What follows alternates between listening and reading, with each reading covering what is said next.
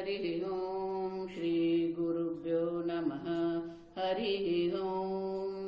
ॐ शन्नो मित्र शं वरुणः शन्नो भवत्वर्यमा शन्न इन्द्रो बृहस्पतिः शन्नो विष्णुरुक्रमः।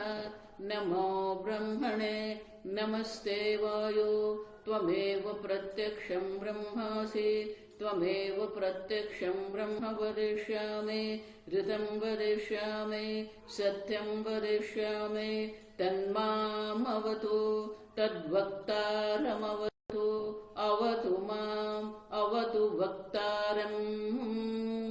ॐ शान्ति शान्ति शान्तिः। ॐ सहना भवतु सहनौ भुनक्तु सह वीर्यं करवावहै तेजस्विनावधीतमस्तु मा विद्विषावहै। ॐ शान्ति शान्ति शान्तिः। सदाशिवसमारम्भां शङ्कराचार्यमध्यमाम् अस्मदाचार्यपर्यन्तां वन्दे गुरुपरम्परां।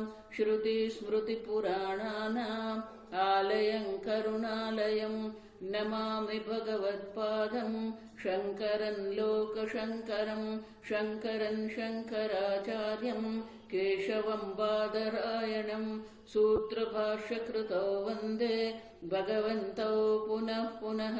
ईश्वरो गुरुरात्मेति मूर्तिभेदविभागिने व्योमवद्व्याप्तदेहाय दक्षिणामूर्तये नमः। निधये सर्वविद्यानां विशदे भवरोगिणां गुरवे सर्वलोकानां दक्षिणामूर्तये नमः।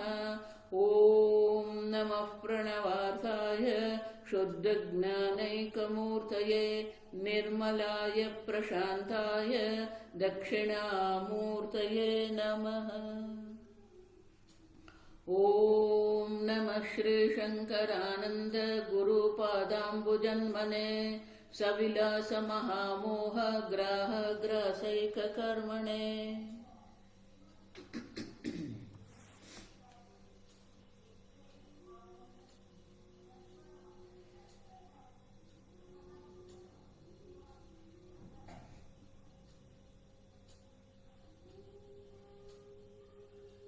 ब्रह्मानंद, विषयानंद और वासनानंद तीन प्रकार के आनंद को दर्शाया। और श्रुति युक्ति अनुभूतिभ्य स्वप्रकाश चिदात्मके ब्रह्मानंदे सुषुप्ति काले सिद्धे अद्य। तो ये श्रुति द्वारा युक्ति तर्क द्वारा और अनुभव के द्वारा हम ये सिद्ध करें कि ब्रह्मानंद की अनुभूति सुषुप्ति काल में होती है और वो स्वप्रकाश है। आप समझो, स्वप्रकाश चिदात्मक है। तो वो जो ब्रह्म है, तो उसे जो ब्रह्मानंद है, ब्रह्मानंद की सिद्धि करने के बाद सती अन्यदा शृणु। तो ये ब्रह्मानंद जो है वो ब्रह्मानंद का सद्भाव है। उसी प्रकार से अन्यदा, अन्यदा मानी अन्य प्रकार से।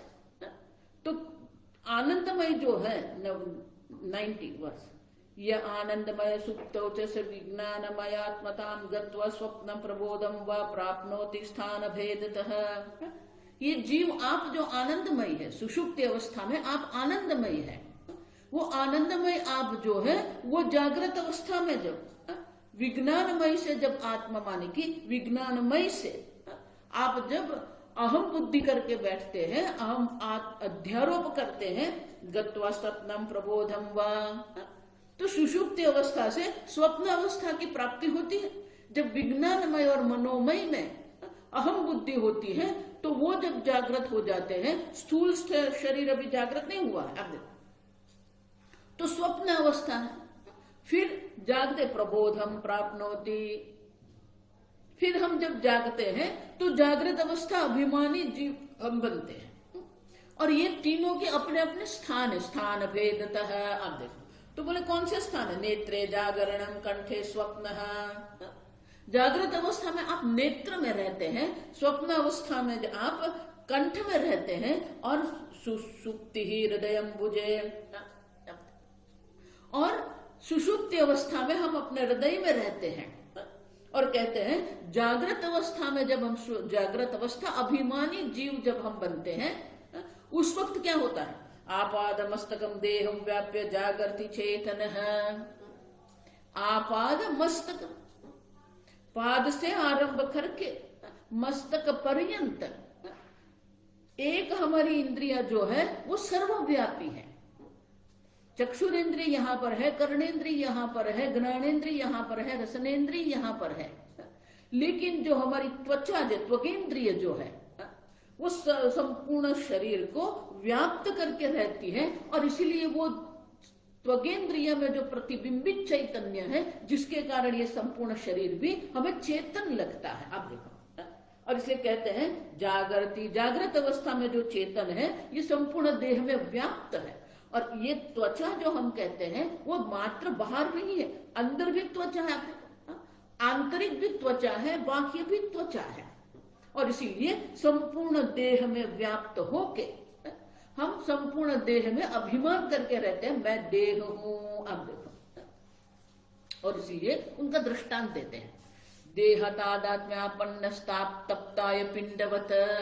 जिस प्रकार से तप्त किया हुआ लोहे का पिंड जो होता है उसमें अग्नि सर्वव्यापी है, मात्र ऊपर नहीं। देखो इसीलिए कहती हूं त्वगेंद्रिय बाह्य है, लेकिन अंदर भी त्वगेंद्रिय है, आप समझो। और इसलिए संपूर्ण त्वगेंद्रिय माने कि स्पर्श की जो अनुभूति है, तो स्पर्श की जो अनुभूति है, तो स्पर्शेंद्रिय जो हमारी है वो सर्वव्यापी होने के कारण ये चेतनता भी सर्वव्यापी है। और इसलिए कहते हैं जिस प्रकार से तप्त पिंड जो है उसमें एक एक अणु में, लोह के एक एक अणु में अग्नि का प्रवेश होता है, उसी प्रकार से संपूर्ण देह में ये चेतनता व्याप्त है। और वो चेतनता व्याप्त होने से अहम मनुष्य है इति निश्चित्य एव अवतिष्ठते।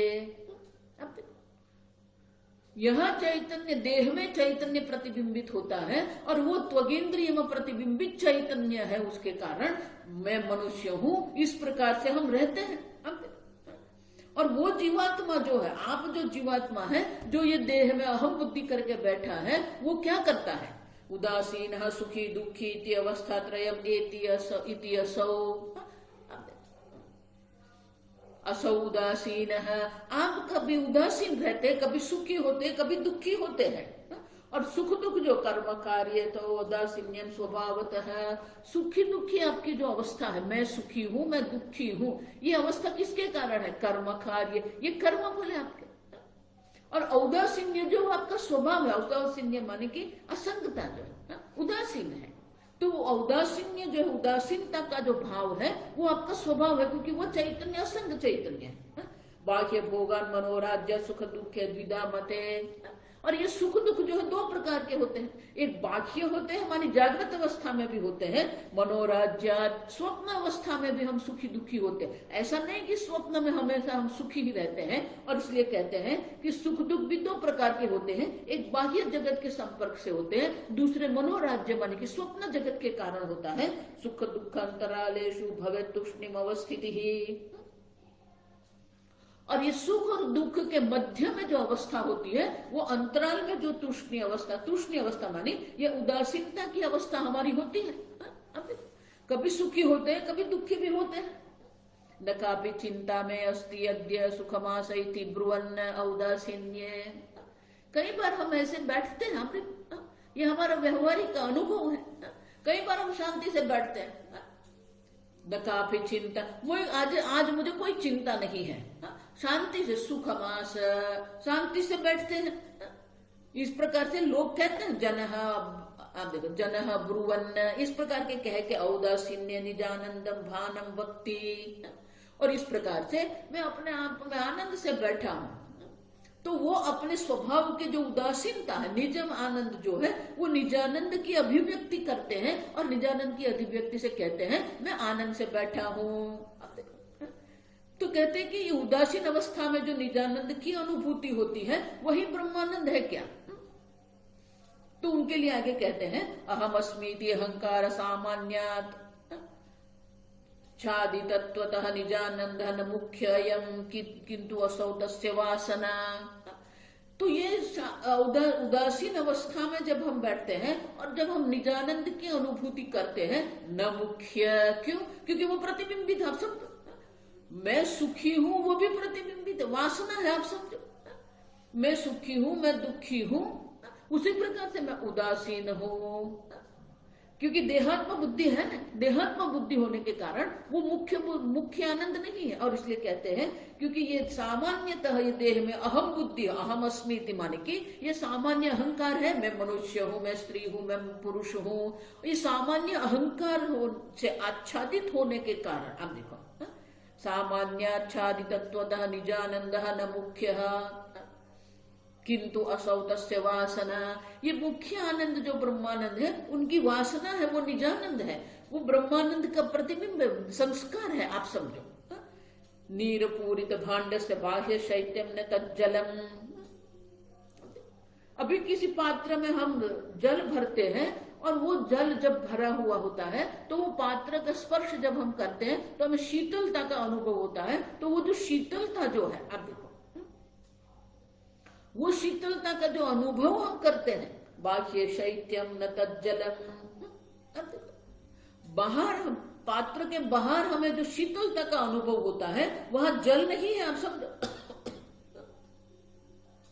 शीतलता जल के कारण है, लेकिन जो शीतलता का अनुभव हम पात्र में करते हैं वो जल नहीं है, पात्र है। आप देखो, पात्र में जो शीतलता का प्रवेश हुआ है, किंतु निर्गुणस्तेन निरसत्तामनुमीयते। लेकिन शीतलता नीर का गुण होने के कारण, जल का गुण होने के कारण हम ये अनुमान कर सकते हैं कि पात्र में जल है, क्योंकि शीतलता जो है वो जल का गुण होने के कारण हम पात्र का जब स्पर्श करते हैं और शीतलता का जो अनुभव हमें होता है वो जल नहीं है, वो पात्र का अनुभव है। उसी प्रकार से मुख्यानंद जो है, निजानंद जो है, वो वासना है मुख्य आनंद का। और इसलिए जब हम शांति से बैठते हैं, उदासीन अवस्था जब हमारी होती है, तो वहां मुख्यानंद नहीं है, निजानंद है, जो ब्रह्मानंद की वासना है। यावद यावद अहंकार विस्मृत अभ्यास योगतः। तो बोले कि ये निजानंद जो है, वो निजानंद की अनुभूति कैसे होती है? तो कहते हैं यावद यावद अहंकार विस्मृत, जैसे जैसे हमारी ये देहात्म बुद्धि जो है, अहम बुद्धि है, जितनी हमें विस्मृत होती रहेगी, अभ्यास योग कैसे होता है? योग के अभ्यास के द्वारा तावत तावत सूक्ष्म दृष्टि है निजानंद अनुमीयते। जितनी हम सूक्ष्मता की ओर जाएंगे उतना ही हम ये निजानंद का अनुमान कर सकते हैं। अब सब देखो, इसीलिए कहती हूं, मैं पुनः पुनः आपको कह रही हूं, आप इतना तो निश्चय कर लो, मैं देह नहीं हूं। भगवान यही कहते हैं, देह, आप देखो, देहिनोस्मिन् यथा देहे कौमारम यौवनम जरा। ये कुमार अवस्था, युवा अवस्था, वृद्धावस्था जो वो देह की है, आपकी नहीं है। आप समझो, आप देखो, और यहाँ पर हम ये सब प्रकार के अनुभव करते रहते, और इसलिए कहते हैं अभ्यास योगतः निर्गुण निर्विकल्प समाधि, सविकल्प समाधि के अभ्यास के द्वारा हम ये स्पष्ट देख सकते हैं कि वो जो निजानंद है, आप देखो, जब है अहम बुद्धि का, स्थूल शरीर में अहम बुद्धि का हम त्याग करते हैं, मन आदि में हम अहम बुद्धि का जितना जितना हम अहम बुद्धि का त्याग करते रहेंगे उतनी ही सूक्ष्म दृष्टि हमें प्राप्त होगी, और जितनी सूक्ष्म दृष्टि हमें प्राप्त होती जाएगी उतने ही वो निजानंद की अनुभूति हमारी स्पष्ट होती जाएगी। सर्वात्मना विस्मृतः सन् सूक्ष्मतां परमां व्रजेत अलीनत्वात् न निद्रा एषा ततः देहोऽपि न पतेत्। और जब सर्वात्मना मानी सर्व प्रकार से जब ये अहम बुद्धि जो है उनकी निवृत्ति हो जाती है, देखो देह की निवृत्ति नहीं, इसलिए कहते देह न पतेत, ये देह का पतन नहीं होना है, आप समझो। लेकिन देह में जो अहम बुद्धि जो हम करके बैठे हैं, वो संपूर्णतः जब अहम बुद्धि की निवृत्ति हो जाती है, सन सूक्ष्मताम पराम व्रजेत, तब अत्यंत सूक्ष्मता हमारी बुद्धि प्राप्त करती है। और अलीनत्वात् न निद्रा एषा, और वहां पर बुद्धि है, बुद्धि में वो जो हमारी दृष्टि है वो परमानंद स्वरूप में हूं, ये दृष्टि सूक्ष्म दृष्टि है, और इसीलिए वहां संपूर्णतः मन, हमारा बुद्धि मन जो है वो लीन नहीं हुए हैं, और इसलिए वो निद्रावस्था भी नहीं है, आप समझो। और ये मृत्यु भी नहीं है, क्योंकि हमारा देह का पतन होता नहीं है। लेकिन वो अवस्था जो है, वो अवस्था में जो सर्वात्मा सर्व प्रकार से हम अहम बुद्धि का त्याग करके जब हम निर्विकल्प समाधि में बैठते हैं, तो क्या होता है? न द्वैतम भासते नापि निद्रा तत्र अस्ति यत् सुखम। न बाह्य जगत का या आंतरिक जगत का द्वैत भी वहां पर नहीं है, और निद्रा भी नहीं है। आप देखो, लय अवस्था भी नहीं है और बहिर्मुख अवस्था भी नहीं है। अत्यंत सूक्ष्म बुद्धि जब हमारी हो जाती है, तत् सुखम सह ब्रह्मानंद इत्याहु भगवान अर्जुनम प्रति। अब विद्यारण्य मुनि ये श्री कृष्ण भगवान ने छठे अध्याय में, गीता के छठे अध्याय ध्यान योग में जो दर्शाए हैं, वो कहते हैं कि उस प्रकार उस वक्त जो समाधि अवस्था में जो हमें अनुभूति होती है वो ब्रह्मानंद है, आप समझो। उदासीन अवस्था में जो निजानंद है वो मुख्यानंद नहीं है। तो कहे कि आप ये जो कहते हो ना कि ये निजानंद है, ये मुख्यानंद है, तो ये मुख्य आनंद है आपने कैसे कहा? तो बोले कि श्री कृष्ण भगवान ने अर्जुन को ये कहा था। अब तो बोले कि ये अभ्यास का योग क्या है? अभ्यास योग जो कह रहे हैं, तो योग का अभ्यास क्या है? शनैहि उपरमेत बुद्ध्या धृति गृहीतया। भगवान स्वयं छठे अध्याय में कहते हैं कि एक दिन में होने वाला नहीं है। देहात्म बुद्धि का जो त्याग है, संपूर्णतः ये देहात्म बुद्धि जो है उनका विस्मरण जो है, महाराज बहुत सुंदर कहते हैं कि ये देहात्म बुद्धि में जो अहम बुद्धि है ना, उसका हमें त्याग करना है। वो कैसे करेंगे हम? अब देखो, तो उसके लिए महाराज श्री कहते थे, महाराज श्री हमेशा कहते थे कि जिस प्रकार से जन्म से जो सहज तादात्म्य, ये दृग्दृश्य विवेक में ये चर्चा है। अब देखो, कर्म के कारण जन्म से ही हमें ये देह में अहम बुद्धि है, वो सहज है। देखो, सहज शब्द का अर्थ भी क्या होता है? जन्मना सहजायते इति सहज। तो ये देह में हमें जितनी सहजता है, अहम बुद्धि के लिए जो जितनी सहजता हमारे मन में है, हमें कभी भी ऐसा विचार नहीं करना पड़ता मैं शरीर हूं, मैं मनुष्य हूं, मैं गोरा हूं, नहीं। अब देखो, जितनी सहजता हमें ये देहात्म भाव में है, उतनी ही सहजता हमारी ये ब्रह्मानंद में होती है, आप समझो ये। लेकिन वो एक दिन में नहीं होगा। सर्वथा विस्मृत, मानी कि सर्व प्रकार से हम जो अहम बुद्धि के विस्मरण करेंगे वो एक दिन में नहीं होगा। और इसलिए भगवान कहते हैं शनैहि उपरमेत बुद्ध्या धृति गृहीतया। बुद्धि के द्वारा धृति, धैर्य से धीरे धीरे आपके मन को आपको पकड़ना है। और क्या करना है? आत्म संस्तंभन कृत्वा न किंचिदपि चिंतयेत्। एक बार आत्मा में मन स्थित हो गया, मैं पूर्ण ब्रह्मानंद स्वरूप, उसमें जब हमारी सहजता हो जाती है, फिर और किसी का चिंतन हमें नहीं करना है। अब देखो, और अगर ये करते करते धीरे धीरे शनैहि मानी कि दीर्घ काल पर्यंत जब हम ये करते हैं, देखो ध्यान दीप प्रकरण में हम सब देख के गए, तो दीर्घ काल पर्यंत जब हम ये ध्यान करते हैं, तो ध्यान की प्रक्रिया के दरमियान हमारा मन बहिर्मुख हो सकता है। और इसलिए भगवान स्वयं कहते हैं यतो निश्चरति मनश्चंचलम स्थिरम ततः ततः नियम्ये तद आत्मनिएव वशम नयेत्। जिस कारण से निमित्त से हमारा मन बहिर्मुख होता है, विषयाभिमुख होता है, उस कारण से। और मन क्यों होता है? चंचलम अस्थिरम, मन अस्थिर होता है, मन चंचल होता है, और उसके कारण ये संभावना है। और ये संभावना जब होती है तो हमें क्या करना है? जिस निमित्त से जाता है वहां प्रतिपक्ष भावना हम करेंगे। देखो, हम सब विस्तार से देख के गए, तो प्रतिपक्ष भावना करके हमारे मन को हमें पुनः वापस लाना है।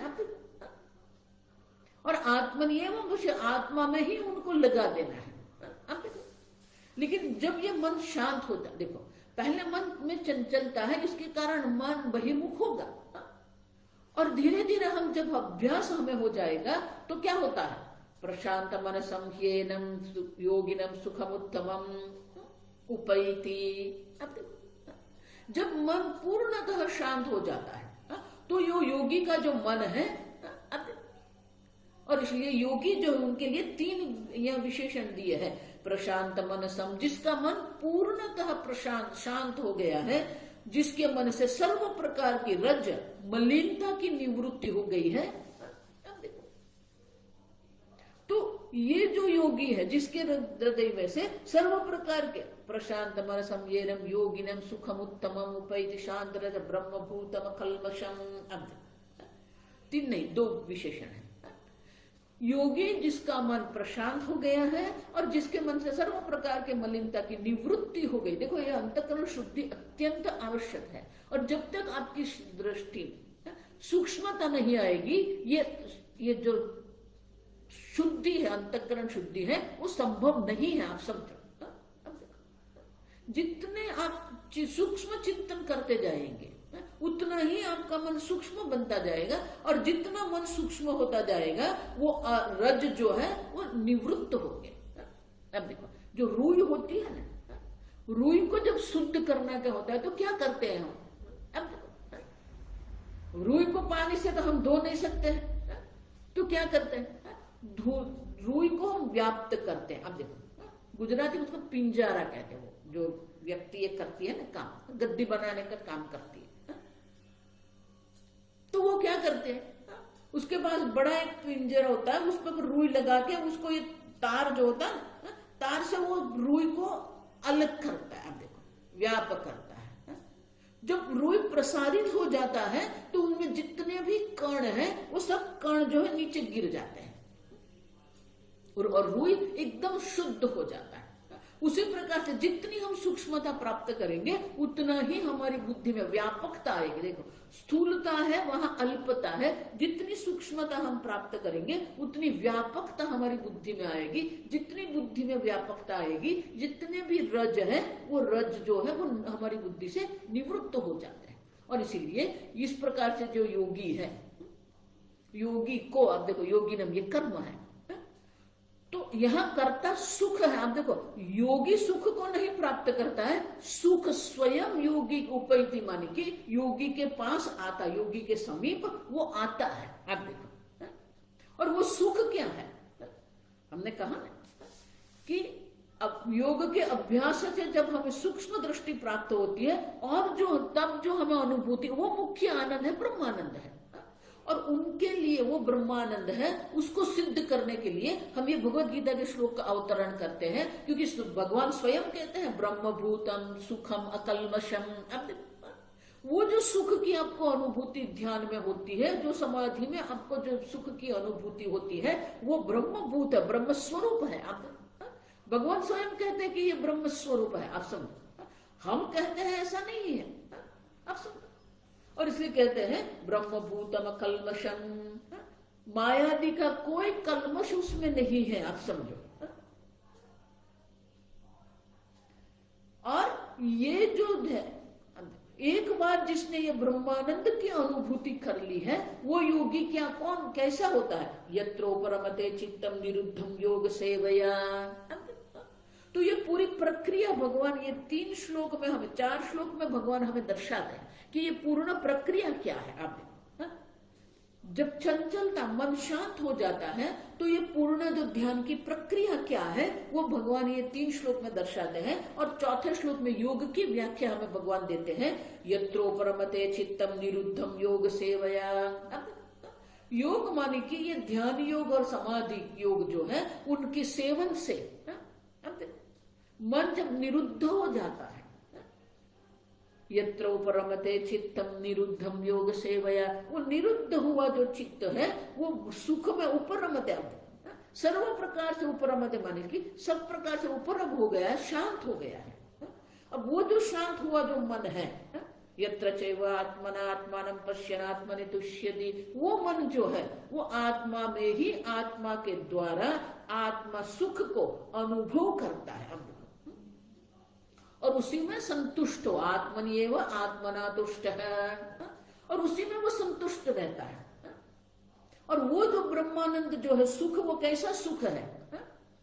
वो पूर्ण है। सुखम आत्यंतिकम यत्तद बुद्धिग्राह्यम अतीन्द्रियम। वो सुख जो है वो अनंत सुख है, पूर्ण है, और जिसको हम इंद्रियों के द्वारा हम ग्रहण नहीं कर सकते हैं, बुद्धि से ही उनको ग्रहण करते हैं। देखो, इसलिए मैं कहती हूँ आजकल जो ये ध्यान की प्रक्रिया की बात होती है ना, सब ये इंद्रिय जन्य जो सुख है, इंद्रिय जन्य अनुभव है ना, उनका ही विश्लेषण करते हैं। लाल पीला लिया, अब क्या कर रहे हैं? अब देखो, एक बार हमारी बुद्धि सूक्ष्म हो गई, फिर ये पंच विषय वहां है ही नहीं। अब देखो, और आत्मन्येव आत्मना तुष्यति, आत्मा के द्वारा आत्मा में ही वो संतुष्ट हो जाता है। वो ब्रह्मानंद की अनुभूति उसको होती है। वेत्ति यत्र न चैवायं स्थितश्चलति तत्वतः। एक बार ये ब्रह्मानंद की जिसको अनुभूति हो जाती है और वहां पर स्थिति हो जाती है, एक बार ये ब्रह्मानंद में आपकी स्थिति हो गई, फिर कोई आपको वहां से विचलित नहीं कर सकता है। फिर आप समाधि में रहते हो या व्यवहार काल में लौकिक अवस्था में होते हैं, लेकिन वो ब्रह्मानंद से कोई आपको विचलित नहीं कर सकता है। आप देखो, तो बोले कि ये सुख कैसा है? यम लब्ध्वा चा परम लाभम न मन्यते अधिकम ततः। भगवान कहते हैं ये ब्रह्मानंद की एक बार आप अनुभूति कर लो, एक बार ये अनुभूति आपने कर ली, इससे अधिक लाभ और कोई नहीं है। आप सब हम अल्प में पड़े हुए, अनित्य में पड़े हुए हैं, परिवर्तनशील संसार में हम रहते हैं, लेकिन ये लाभ जो है आत्म सुख का जो लाभ है, उससे अधिक अन्य कोई लाभ नहीं है। आप सब जो लाभ आपको प्राप्त करना है वो आत्म लाभ है, और इसलिए कहते हैं ये आत्म लाभ से अधिक लाभ अन्य कोई नहीं है। और जिसको प्राप्त करना है यस्मिन स्थित, इस ब्रह्मानंद में अगर आपकी स्थिति हो गई है, न गुरुणापि दुखे न विचाल्यते। गुरुणापि कैसा ही महान दुख आपके जीवन में आएगा, लेकिन वो ब्रह्मानंद के आपसे विचलित आप कभी नहीं होंगे। अब और इसलिए भगवान ये योग की विशेष प्रकार की व्याख्या करते हुए कहते हैं ये जो योग है, ये ब्रह्मानंद की अनुभूति जो ध्यान में हम करते हैं, और एक बार ये स्थिति हमारी हो गई, फिर जागृत अवस्था में भी, व्युत्थान काल में भी हम वही ब्रह्मानंद में रहते हैं। और इसलिए भगवान कहते हैं तम विद्या दुख संयोग वियोगम योग संगृतम। ये योग कैसा है? दुख के साथ आपका जो संयोग हुआ है, वो दुख के से संयोग से आपको वियोग करवाने वाला ये योग है। सनिश्चयेन योक्तव्य है। भगवान कहते हैं यही योग का आपको निश्चय पूर्वक अनुष्ठान करना चाहिए। योक्तव्य है, देखो ये बहुत विस्तार से हमने दिखा है। ये तव्य प्रत्यय हमें दर्शाते हैं कि हमारे जीवन में यही कर्तव्य है कि हम ये ब्रह्मानंद की अनुभूति करें। हम ये ध्यान योग के द्वारा, समाधि के द्वारा हम उनका अनुष्ठान करते रहें। योक्तव्य है, करने योग्य, योग अनुष्ठान करने योग्य है, आप समझो। लेकिन उनके लिए आपको क्या करना पड़ेगा? निश्चय न, आप निश्चय करो। दिन में आप 10 मिनट 15 मिनट आप बैठिए। आप स्वयं ब्रह्मानंद स्वरूप है, और वो ब्रह्मानंद की अनुभूति आपको करनी है, तो आपके मन को आपको सूक्ष्म बनाना पड़ेगा, शांत करना पड़ेगा। वही शांत मन में ही आप ये ब्रह्मानंद की अनुभूति अवश्य कर सकते हो। लेकिन ये योग करने के लिए इतना सरल नहीं। योग निर्विण्ण चेतसा, किसी भी प्रकार से हमें उसमें थकान नहीं लानी है। हमें मन में इतनी चंचलता होती है कि एक विषय पर हमारा मन एकाग्र नहीं रहता है, और एक विषय से हमारा मन थक के दूसरे विषय में जाता है।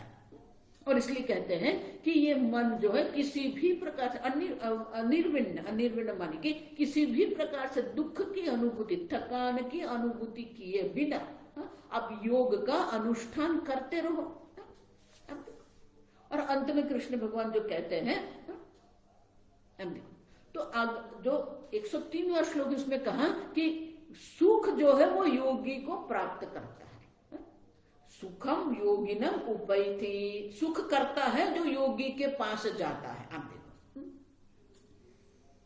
अब यहां कहते हैं कि योगी सुख को प्राप्त करता है, और इसलिए कहते हैं युंजन्य। इस प्रकार से जब हम योग का अनुष्ठान करते हैं सदा आत्मान, सदा सर्वदा हमें ये योग का अनुष्ठान करते रहना है।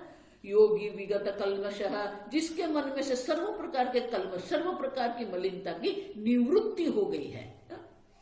सुखेन ब्रह्म संस्पर्शम, देखो यहां पर भी, वहां ब्रह्म भूतम कल्मशम कहा है, यहां पर कहा है ब्रह्म संस्पर्शम अत्यंतम सुखम अश्नुते।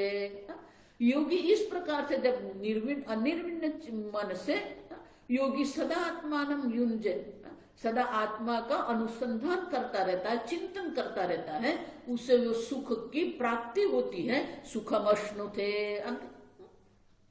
ये अश्नुत शब्द है। हिंदी में क्या कहते हैं आप, किसी ने मुझे बताया नहीं। गुजराती में हम कहते हैं सुख माणे छे। अब देखो अंग्रेजी में कहते हैं he enjoys that। अब देखो इस सुख में मस्त रहते हैं। अब देखो, किसी प्रकार की कोई क्रिया, किसी प्रकार के कर्म फल की अपेक्षा है ही नहीं। अब देखो सुखम अश्नुते, अब अत्यंत मन की ये अनंत पूर्ण ब्रह्मानंद सुख की उनको अनुभूति सतत रहती है।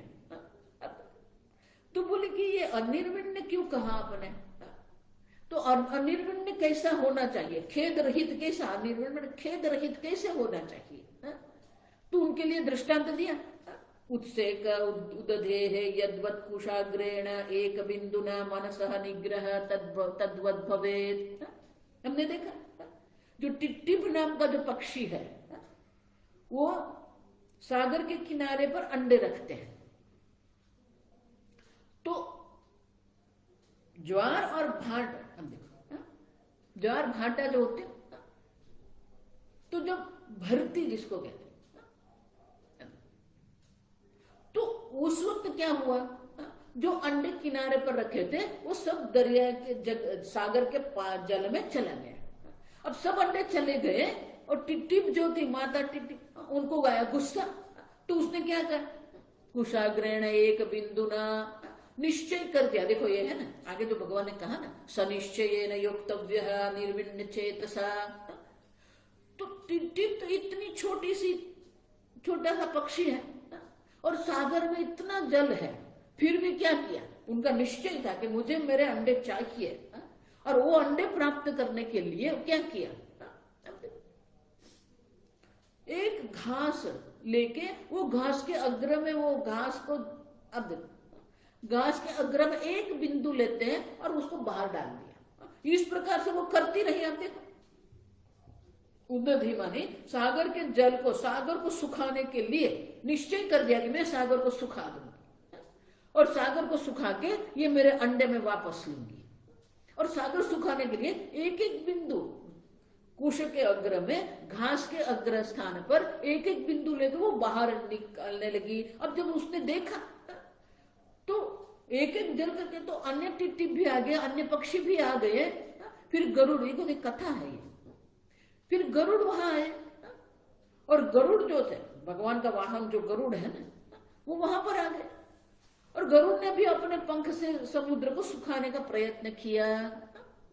और ये सबके प्रयत्न देखकर सागर ने टिट्टिप के अंडे जो है वो पुनः उनको दे दिए। तो उनका क्या हुआ कि जो असंभव है वो भी आप करो।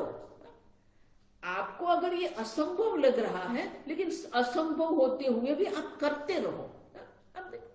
आप जब प्रयत्न करते हैं तो दैवम भी आपके अनुकूल हो जाता है। आप समझना ये ठीक से। भले आपको लगता है कि नहीं नहीं स्वामी जी कैसे संभव है, असंभव को भी वो संभव कर सकते हैं।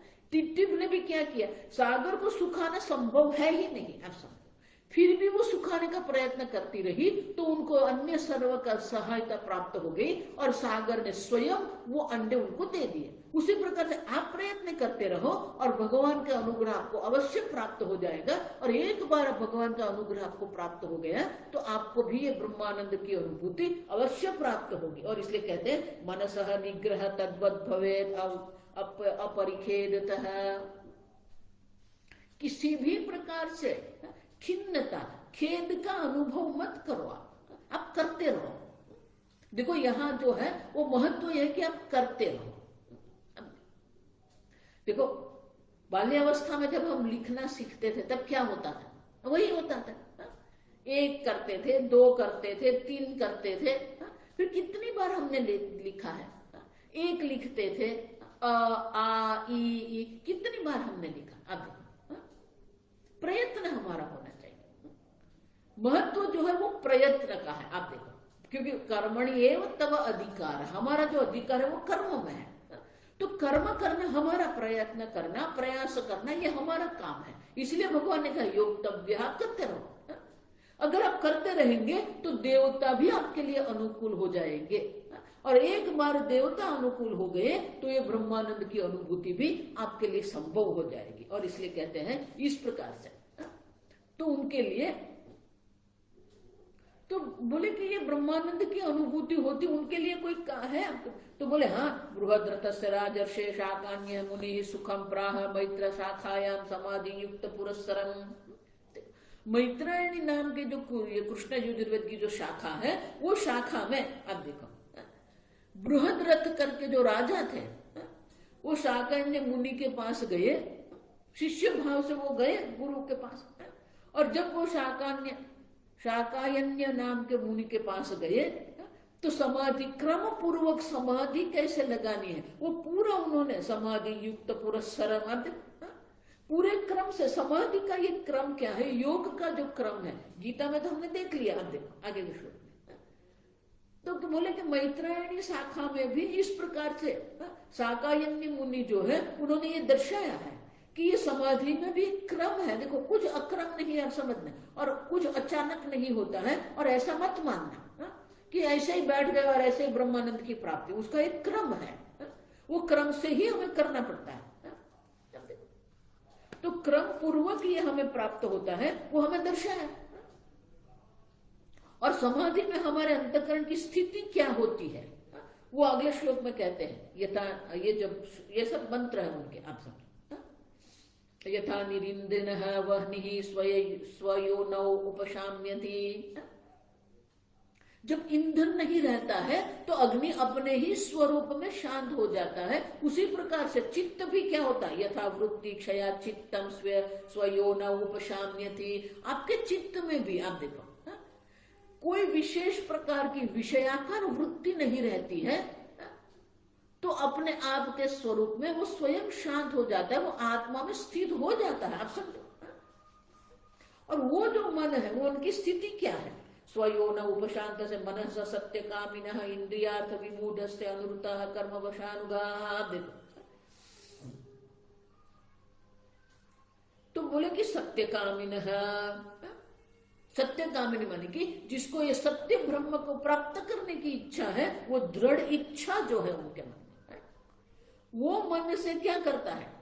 मन स्वयं अपने स्वरूप में शांत हो जाता है। आप देखो, जिसको ये मोक्ष की इच्छा है, जिसको ये ब्रह्म ज्ञान की इच्छा जिसके मन में तीव्र होती है, तत्परता जब होती है, तो मन भी वो शांत हो जाता है।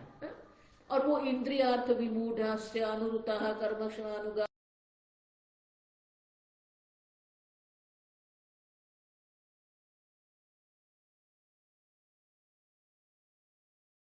कर्म वशानुगाह, कर्म के अनुरूप ये माया से सब ये सुख दुख की अनुभूति मन में होती रहती है, लेकिन मन ध्यान अवस्था में अपने स्वरूप में शांत हो ही जाता है। आप देखो, और इस प्रकार से ये मिथ्यात्व का भी ज्ञान हो जाता है और ब्रह्मानंद की भी अनुभूति उनको अवश्य होती है। आप देखो,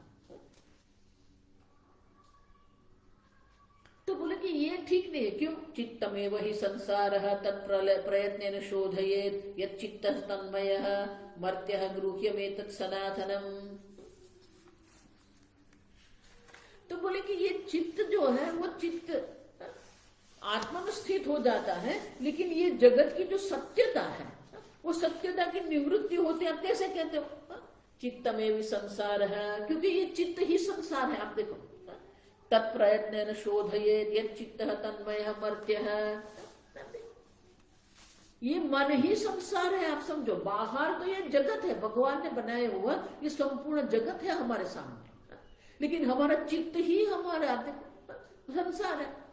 हमारे ही चित्त में हम अहंता बुद्धि करके बैठे हैं, मम बुद्धि करके बैठे हैं, और उसका जब शोधन हो जाता है, शुद्धि हो जाती है, सर्व प्रकार के दोष की निवृत्ति हो जाती है, लेकिन जिस प्रकार की हमारी वृत्ति होगी, मर्त्य गुह्यमेत सनातन, ये सनातन सत्य है, आप देखो, ये गहन सत्य है कि जिस प्रकार का चित्त होगा तन्मय मर्त्य, उसी भाव से वो उनकी मृत्यु होती है और उसी भाव को वो प्राप्त करता है। देखो भगवान भी यही कहते हैं, आपका मन ही संसार है, आप समझो, ये बाहर कुछ नहीं है। जितने लोग ये बाह्य जगत के लोगों की दोष आरोपण करते रहते हैं, चिंतन करते रहते हैं, तो वो संसार से उनकी निवृत्ति हुई ही नहीं है। आप समझो, आप आपके मन में क्यों ये भर के बैठते हो? महर्षि हमेशा कहते थे, देखो इसलिए भगवान ने भी 5वें अध्याय का अंतिम 3 श्लोक में कहा ना, जो बाहर है उसको बाहर रखो, आप दिल में लेके क्यों बैठते हो? आप जिसकी चर्चा करते हैं ना वही आपके मन में आके बैठ जाएगा। आप दोष का चिंतन करेंगे तो दोष आपके मन में आके बैठ जाएगा, आप क्रोध का चिंतन करेंगे तो क्रोधाकार वृत्ति होगी आपकी। आप देखो, तो ये क्यों करना है? क्योंकि आपका चित्त ही आपका संसार है और जिस प्रकार से विषय का चिंतन करेंगे उसी प्रकार का आपका मन बनेगा। और इसीलिए हमारे चित्त का शुद्धि करना हमारे लिए आवश्यक है, क्योंकि जिस भाव से आपके जिस प्रकार का आपका मन है उसी प्रकार से ये मर्त्य व्यक्ति जो है उनको भी उसी प्रकार से उनको प्राप्त होता है। और इसीलिए चित्त ही प्रसादेन हंति कर्म शुभाशुभम। जब आपका मन ही शुद्ध हो जाएगा, प्रसन्न, प्रसाद मन की निर्मल सात्विक मन जब बनता है, हंति कर्म शुभाशुभम। देखो भगवान ने भी यही कहा है, प्रसाद सर्व दुखानां हानि ही अस्य उपजायते, सर्व प्रकार के दुख की हानि हो जाएगी। आप सब, क्योंकि चित्त आपका प्रसन्न है कि नहीं, देखो ये आपका मन प्रसन्न है कि नहीं ये आवश्यक है। देह की क्या अवस्था है ये महत्व का नहीं है, भले आप शैया में हैं लेकिन आपका मन तो आप प्रसन्न रखो। मन को प्रसन्न रखना या न रखना ये आपके दायित्व है। आप समझो, आपका मन सुखी है कि दुखी है वो दायित्व अन्य कोई का नहीं है, आपका है। आप ये नहीं कह सकते। और इसलिए कहते हैं चित्त से ही प्रसादेन, जब चित्त की प्रसन्नता हमें प्राप्त होती है तो शुभ अशुभ पाप पुण्य सर्व प्रकार के कर्म का नाश हो जाता है और मन प्रसन्न हो जाता है। और वही प्रसन्न मन जो है, प्रसन्न चेतसो यासु बुद्धि पर्यवतिष्ठति। और यहाँ कहते हैं प्रसन्नात्मा आत्मनि स्थित्वा सुखम अक्षयम अश्नुते। और ये जो प्रसन्न मन जो है, प्रसन्नता जहां पर है, स्वामी जिसको चीयरफुल माइंड कहते थे, जो प्रसन्न मन है ना वो बहुत सहज रूप से अपने अक्षय सुख में वो स्थित हो जाता है। अब लेकिन उनके लिए आपको क्या करना है, ये विषयासक्ति से आपको मन को हटा के ब्रह्मासक्ति में, ब्रह्म में आपको आसक्ति करनी है। और इसलिए समासक्तम यथा चित्तम जंतो हो विषय गोचरे। जिस प्रकार से आप सम आसक्तम, जिस प्रकार से विषय में आसक्त मन जो है वो विषय में भटकता रहता है, उसी प्रकार से यदि एवं ब्रह्मणि स्यात्, उसी प्रकार से अगर आपकी आसक्ति ब्रह्म में हो जाएगी, ब्रह्मानंद में आपकी आसक्ति हो जाएगी, कहा न मुच्यते बंधनात्, तो बंधन से मुक्ति आपको कौन किसको नहीं होगी। आप देखो कौन ये मुक्त नहीं होगा, सब मुक्त हो सकते हैं। जितनी आसक्ति बाह्य जगत में आप रखते हैं, देहादि उपाधि में रखते हैं, उसी प्रकार की आसक्ति आप ब्रह्म में करते रहो।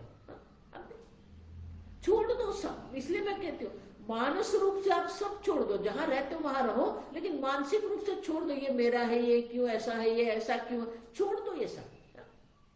अन्य को बदलना या अन्य किस प्रकार के होने चाहिए ये सब आप छोड़ दो। आप समझो, आपको कोई आवश्यकता नहीं है ये सबकी, सब स्वतंत्र व्यक्ति है। स्वामी जी हमेशा कहते थे everyone is an unique person and everyone has a unique personality.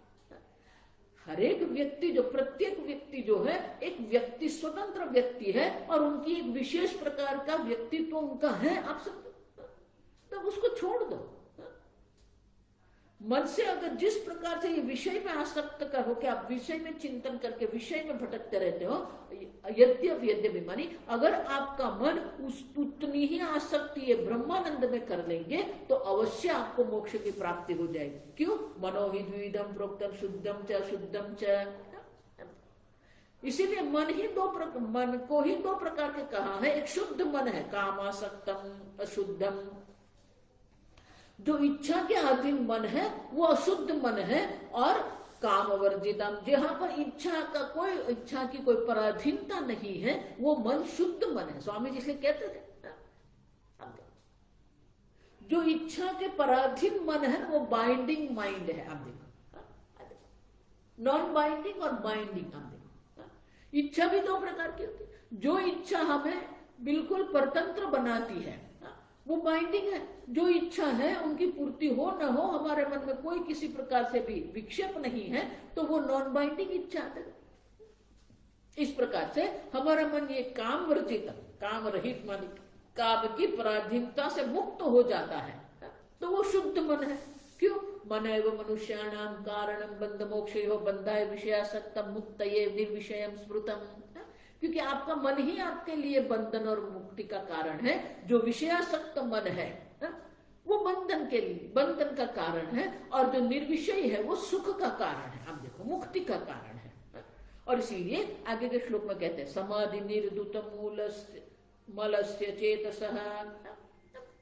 समाधि के देखो भगवान भी कहते हैं योगी ये ध्यान क्यों कर, आत्मशुद्ध है, अंतकरण की शुद्धि के लिए आपको ये ध्यान करना पड़ेगा। जितना आप ध्यान करते रहेंगे, जितनी आप समाधि करते रहेंगे, सविकल्प समाधि से आपके अंतकरण में जितनी भी मलिनता है वो मलिनता की निवृत्ति होती जाएगी, क्योंकि आपका मन सूक्ष्म बनता जाएगा। जितना मन ध्यान से सूक्ष्म बनेगा उतनी ही मलिनता की निवृत्ति होती जाएगी। और इसलिए कहते हैं समाधि निर्धुत मलस्य चेतसः। समाधि के द्वारा निर्मल चेत, निर्धुत मन की मल से शुद्ध हुआ जो मन है, निवेशित आत्मनि यत् सुखम भवेत्, उस शुद्ध मन से आप मन को आप मन को आत्मा में स्थित कर देते हैं, वो जो सुख आपको प्राप्त होगा। न शक्यते वर्णयितुम गिरा तदा, वो ब्रह्मानंद जो है उनका हम वर्णन वाणी के द्वारा नहीं कर सकते हैं। हमने कहा, आप देखा है इतने सारी वस्तु ये जगत में जिसको वाणी के द्वारा हम वर्णन नहीं कर सकते। हमने कहा था कि गन्ने के भी मिठास है, अब देखो, और आम भी मीठा है, गन्ना भी मीठा है, लेकिन वो जो मिठास जो है, वो मीठा जो है, मधुरता जो है, उनका वर्णन कर सकते हैं क्या? कि ये गन्ने की मधुरता कैसी होती है, आम की मधुरता कैसी होती है, आप कह सकते हो? नहीं। क्यों? स्वयं तदंतकरेण गृह्यते, आपके मन से आप वो ग्रहण कर सकते हो, मन से आप समझ सकते हो कि ये गन्ने की मधुरता है और ये आम की मधुरता है। अब नींबू के जो खटास होती है, खट्टापन है वहां पर, आंवला में भी खट्टा है, और आंवली माने इमली का भी खट्टापन है। अब जो तीनों में खट्टापन है, वो खट्टापन आपका उनका वर्णन कर सकते नहीं, लेकिन अंतःकरण से आप देख सकते हो, उनके भेद आप समझ सकते हो, लेकिन उनका वाणी के द्वारा वर्णन नहीं हो सकता। उसी प्रकार से ये ब्रह्मानंद की जो अनुभूति है उनकी वाणी के द्वारा, देखो इसलिए तैत्तिरीयोपनिषद में भी क्या कहते हैं, यतो वाचो निवर्तन्ते अप्राप्य मनसा सा, वाणी भी वो ब्रह्मानंद की अनुभूति के लिए गई, लेकिन मन के साथ वो वापस आ गई। क्योंकि वाणी उनका वर्णन नहीं कर सकते, लेकिन अंतःकरण देखो, इसलिए आगे भगवान ने कहा ना, बुद्धि ग्राह्यम अतीन्द्रियम, इंद्रियों के, कर्मेंद्रिय ज्ञानेन्द्रियों के द्वारा हम उनकी अनुभूति नहीं कर सकते हैं, हम उनका वर्णन नहीं कर सकते हैं, लेकिन बुद्धि ग्राह्यम, बुद्धि से, अंतःकरण से आप वो ब्रह्मानंद की अनुभूति अवश्य कर सकते हो। यद्यपि असौ चिरम कालम समाधि दुर्लभ नृणाम, तो बोले कि ये दीर्घ काल पर्यंत ये ध्यान करना है, दीर्घ काल पर्यंत ये समाधि करते हैं, तब हमें ये ब्रह्मानंद की अनुभूति होती है। अब देखो, लेकिन हमारे प्रत्येक दिन में अनुभव जो हमारे होते हैं, तथापि क्षणिक ब्रह्मानंदम निश्चय, निश्चयायति असौ। लेकिन वही जो है वो ब्रह्मानंद की अनुभूति आपको अवश्य होती है। देखो, क्योंकि ये जो हमारे क्षणिक ब्रह्मानंद की जो अनुभूति हम आगे देख के गए, जब विषय की इच्छा की निवृत्ति हो जाती है तो एक क्षण के लिए हमें वो ब्रह्मानंद की अनुभूति होती है, फिर दूसरी इच्छा वहां पर आ जाती है। तो वो क्षणिक ब्रह्मानंद की जो हमें अनुभूति हो रही है, वही अनुभूति को पकड़ के हम ये दीर्घ काल पर्यंत समाधि कर सकते हैं। निश्चय आयति मानी कि वो निश्चय तो हमें होता ही है कि वो ब्रह्मानंद है। आप सब ब्रह्मानंद का जो सद्भाव है या ब्रह्मानंद की अनुभूति मैं कर सकता हूं, ऐसा निश्चय भी आप कर सकते हो। लेकिन वो ब्रह्मानंद है, उनके लिए क्या श्रद्धालु व्यसनी यत्र निश्चय निश्चिनोति एव सर्वथा। लेकिन ये निश्चय कौन करेगा? श्रद्धालु, जिसको शास्त्र, गुरु और ईश्वर में श्रद्धा है। देखो, मैं ईश्वर को मानता हूं, ये बात नहीं है यहां पर। आप समझो, ईश्वर में, शास्त्र में, आपके शास्त्र में श्रद्धा होनी चाहिए, गुरु में श्रद्धा होनी चाहिए। जितनी श्रद्धा आपको इंद्रिय पर है, उतनी ही श्रद्धा आपको शास्त्र पर होनी चाहिए, गुरु पर होनी चाहिए। और इसीलिए ये जितना आप श्रद्धालु बनते जाए, जितनी आपको ये शास्त्र प्रमाण में, गुरु वाक्य में श्रद्धा बनती जाएगी, और व्यसनी मानी कि ये समाधि करने, समाधि ध्यान के लिए आपको व्यसन हो जाएगा। देखो, ये व्यसन जो है ना, एक दिन में नहीं होता है। आप पुनः पुनः करते रहते हो, फिर वो देखो, ये चाय है, सिगरेट है, तंबाकू, तंबाकू, ये एक दिन में नहीं होता। आप जब पुनः पुनः वो करते रहते हो, फिर उनका व्यसन आपको बन जाए। उसी प्रकार से आप ध्यान करते रहो, धीरे धीरे आपको ध्यान का, समाधि का भी व्यसन बन जाएगा। और इसे कहते हैं जो श्रद्धालु है और जिसको ये समाधि का व्यसन लग गया है, यत्र निश्चिनोति एव सर्वथा, सर्व प्रकार से वो निश्चय करता है। निश्चिते तु सकृतम अस्मिन् विश्वसित अन्यदापि अयम्। अब देखो, उसी प्रकार से एक बार आप ये ब्रह्मानंद का निश्चय कर लो, एक बार ये ब्रह्मानंद का आपका निश्चय हो जाएगा, फिर अन्य अवस्था में भी आपको वो ब्रह्मानंद का निश्चय अवश्य होगा। तादृक उक्तम मानुषे तादृक उपमान उदासीन काले अपि आनंद वासना उपेक्ष मुख्यानंदम भावयति एव तत्परः। तादृक पुमान, इस प्रकार से जो पुमान माने कि जो श्रद्धालु है और जिसको ये ध्यान की, जो ध्यान का व्यसन जिसको लग गया है, ब्रह्मानंद का व्यसन जिसको लग गया है, विषयानंद को छोड़ दो। हमारे अभी जो व्यसन हमारा है वो विषयानंद का व्यसन है, लेकिन हमें ब्रह्मानंद का व्यसन करना है, ध्यान का व्यसन करना है। एक बार ये सूक्ष्म दृष्टि से हमें ब्रह्मानंद की अनुभूति हो गई और उनका अगर हमें व्यसन हो गया, तो वो व्यक्ति जो है तादृक्पुमान, उस प्रकार का जो मनुष्य जो है, उदासीन काल अपि आनंद वासना उपेक्ष्य, उदासीन काल में जो निजानंद की अनुभूति होती है उसका भी वो, उनकी भी वो उपेक्षा करेगा और मुख्यानंदम भावयति एव तत्परः।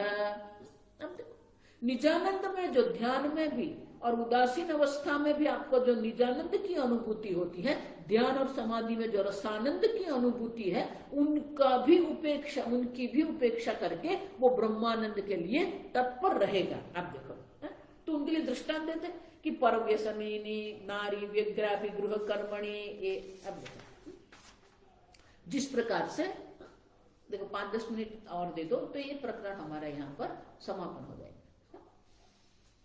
तो बोले कि परव्यसनी, जो गृहिणी जो है, जिसको पर पुरुष के साथ संग हो गया है और उसके साथ वो संग करती है, तो जब वो गृह कार्य करती रहती है तब भी उनका मन तो वो पर पुरुष के साथ जो उसने संग किया है, पर संग रसायनम, रसायनम माने स्वाद, तो वो पर पुरुष के साथ उन्हें जो संग किया है, तो गृह कार्य करते हुए भी वो रसायन का, उसका आस्वाद करती रहती है। अब वो पुरुष के साथ जो आलिंगन हुआ था, संभोग हुआ था, उनका वो क्या करती रहती है, वो चिंतन करते रहती। उसी प्रकार से एक बार ये ब्रह्मानंद की अनुभूति आपको हो जाती है, फिर ब्रह्मानंद का व्यसन आपको बन जाता है, फिर लौकिक कार्य करते हुए भी वो ब्रह्मानंद की अनुभूति आप करते रहेंगे।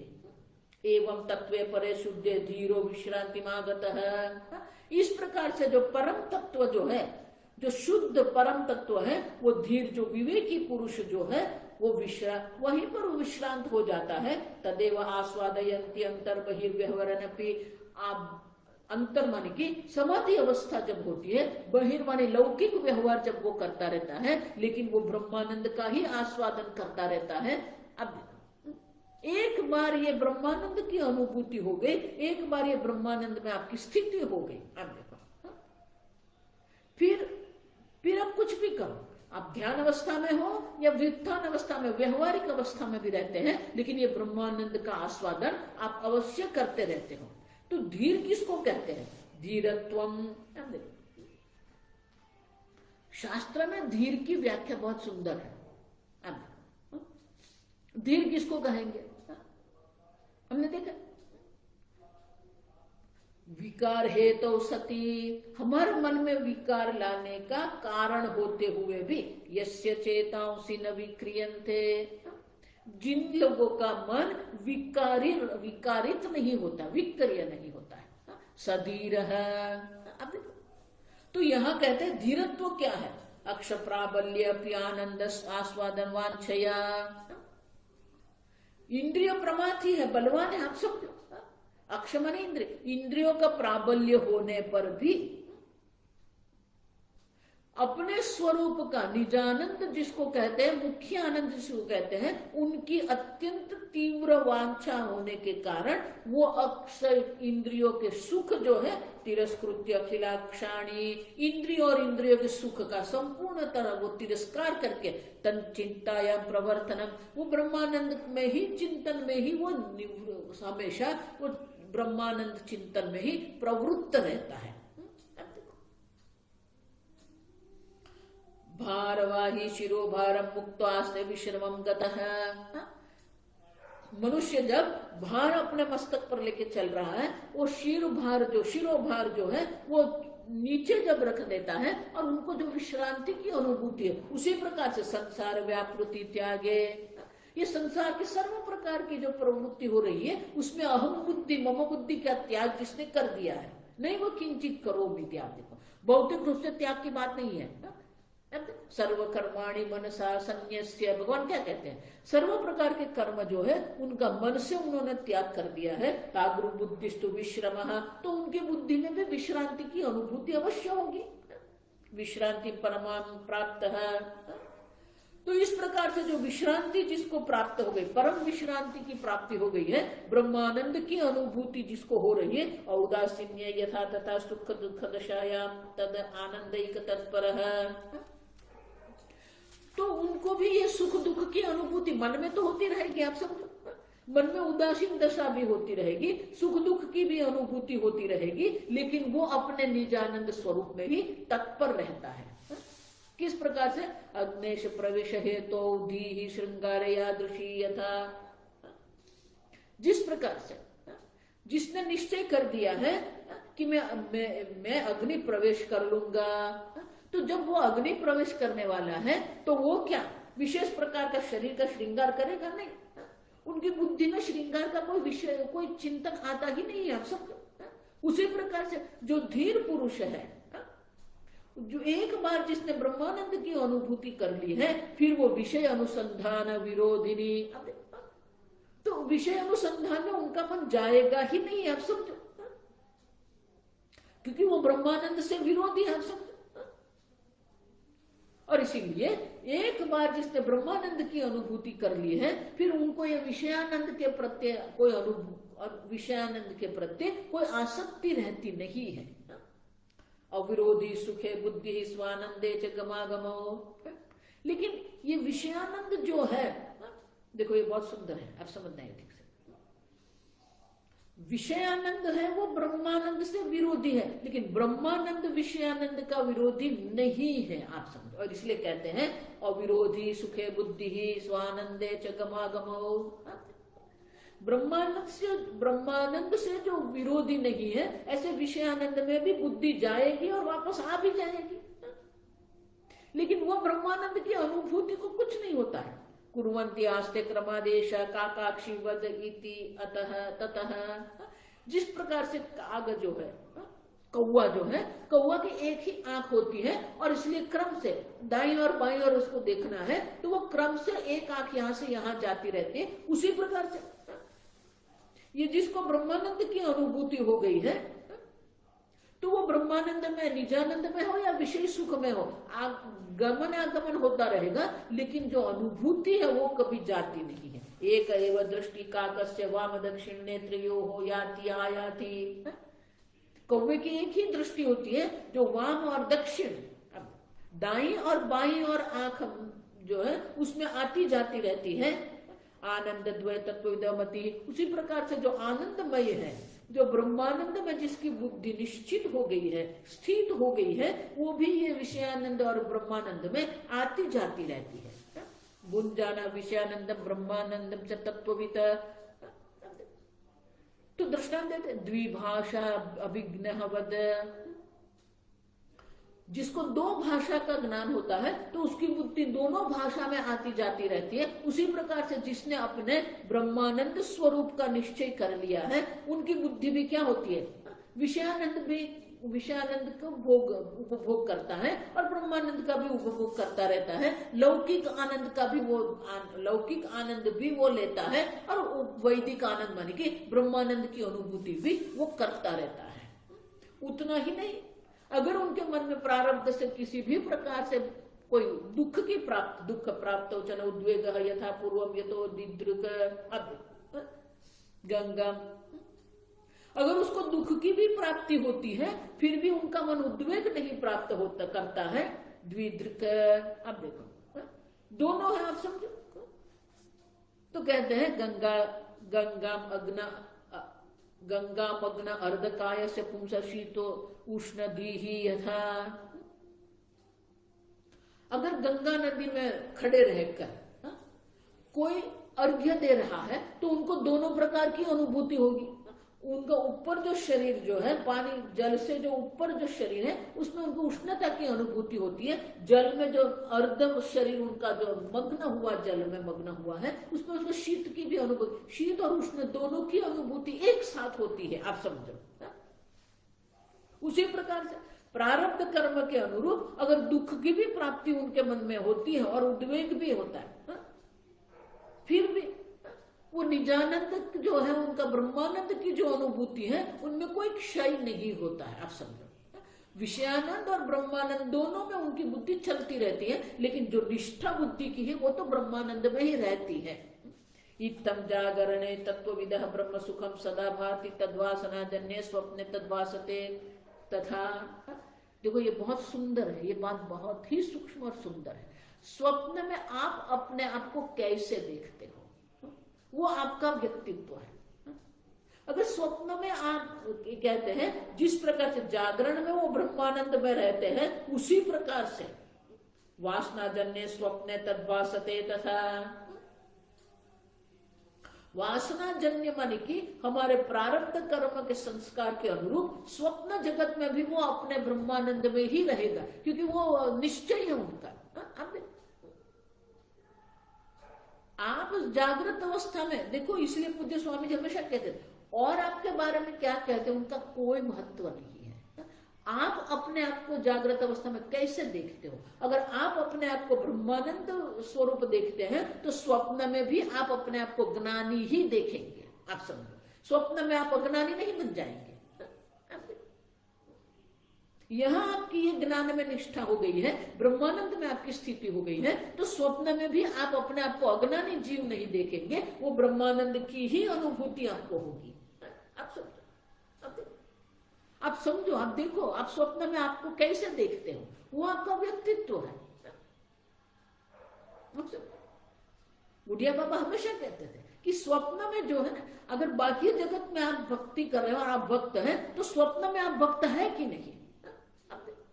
बाकी जगत में आप ज्ञानी बन के बैठे हैं, तो स्वप्न में आप अपने आप को ज्ञानी देखते क्यों नहीं?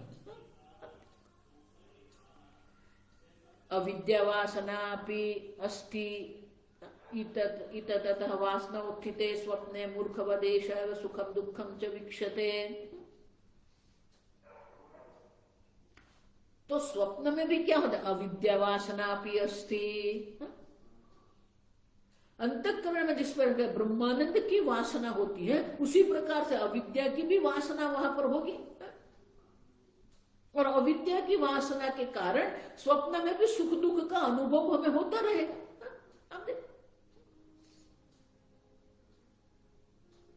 लेकिन वो मैं सुखी दुखी वो नहीं देखेगा। जिस प्रकार से यहाँ सुख दुख की अनुभूति होती रही है प्रारब्ध के अनुरूप, उसी प्रकार से स्वप्न में भी हमें प्रारब्ध से सुख दुख की अनुभूति होती रहेगी। आप देखो, लेकिन मैं पूर्ण ब्रह्म स्वरूप हूं या मैं ब्रह्मानंद स्वरूप, ये अनुभूति वहां चली नहीं जाएगी। आप समझो, वो रहेगी वहां पर। आप समझो, क्योंकि प्रारब्ध भी कर्म है, स्वप्न अवस्था भी प्रारब्ध कर्म है और जागृत अवस्था भी प्रारब्ध कर्म है। और इसलिए कहते हैं कि ब्रह्मानंद की अनुभूति तो स्वप्न में भी होती रहेगी, जिस प्रकार से जागृत अवस्था में होती है। ब्रह्मानंद अभिदे ग्रंथे ब्रह्मानंद प्रकाशकम, ये ब्रह्मानंद नाम का जो ये ग्रंथ है, आप देखो, मानी कि ये 5 प्रकरण का जो ब्रह्मानंद का जो ग्रंथ है, उसमें ब्रह्मानंद प्रकाशकम योगी प्रत्यक्षम अध्याये, जिस प्रकार से योगी को ये प्रत्यक्ष होता है, समाधि अवस्था में, योग अवस्था में ये ब्रह्मानंद की प्रत्यक्ष अनुभूति होती है, वही अनुभूति फिर जागृत अवस्था स्वप्न अवस्था में रहती है। प्रथमे अस्मिन् उदीरितम, इस प्रकार से ये ब्रह्मानंद नाम का जो ग्रंथ है, जिसमें 5 प्रकरण है, उसमें प्रथम अध्याय में आप देखो, प्रथमे अध्याय, प्रथम अध्याय में हमने ये ब्रह्मानंद जो स्वप्रकाश चिदानंद स्वरूप जो ब्रह्मानंद है, उनका वर्णन आपको हमने किया। और यही ब्रह्मानंद की अनुभूति आप करते रहो, क्योंकि योगी प्रत्यक्ष है। योगी प्रत्यक्ष मान की जो योग साधना करते हैं, ध्यान समाधि लगाते, उनके लिए वो प्रत्यक्ष हो जाता है। और एक बार ये ब्रह्मानंद की अनुभूति हो गई, फिर जागृत अवस्था स्वप्न अवस्था में भी, लौकिक व्यवहारिक काल में भी वो ब्रह्मानंद की अनुभूति आपको अवश्य होती रहती है। और इसीलिए इस प्रकार से ये ब्रह्मानंद योगानंद मानी कि ये योग रूपी आनंद जो है, अभ्यास, योग के अभ्यास के द्वारा ये ब्रह्मानंद की एक बार आपको अनुभूति हो गई, फिर वही अनुभूति सदा आपके साथ रहेगी। ये हुआ ब्रह्मानंद योगानंद। अब कल से हम ये 12वां प्रकरण आरंभ करेंगे। अब ब्रह्मानंदे आत्मानंद, तो ये नया 12वां प्रकरण जो है, कल हम उनका आरंभ करेंगे। बहुत सुंदर है। अब सब जो है, अब ये सब ब्रह्मानंद ग्रंथ है, माने कि यहाँ ब्रह्मानंद का ही अलग अलग प्रकार से विश्लेषण किया है। योग की दृष्टि से ब्रह्मानंद का विश्लेषण किया है। हम आत्मानंद की दृष्टि से ब्रह्मानंद का हम विश्लेषण करेंगे, वो कल से हम 12वां प्रकरण का आरंभ करेंगे। हरि ओम स्वस्ति प्रजाभ्यः परिपालयन्ताम् न्यायेन मार्गेण महिं महिषाः गोब्राह्मणेभ्यः शुभमस्तु नित्यं लोकाः समस्ताः सुखिनो भवन्तु काले वर्षतु पर्जन्यः पृथिवी सस्यशालिनी देशोऽयं क्षोभरहितः ब्राह्मणाः सन्तु निर्भयाः। ओम सर्वेषां स्वस्तिर्भवतु, सर्वेषां शान्तिर्भवतु, सर्वेषां पूर्णं भवतु, सर्वेषां मङ्गलं भवतु, सर्वे भवन्तु सुखिनः, सर्वे सन्तु निरामयाः, सर्वे भद्राणि पश्यन्तु, मा कश्चित् दुःखभाग् भवेत्। असतो मा सद्गमय तमसो मा ज्योतिर्गमय मृत्योर्मा अमृतंगमय। ओम पूर्णमदः पूर्णमिदं पूर्णात् पूर्णमुदच्यते पूर्णस्य पूर्णमादाय पूर्णमेवावशिष्यते। ओम शांति शांति शांति।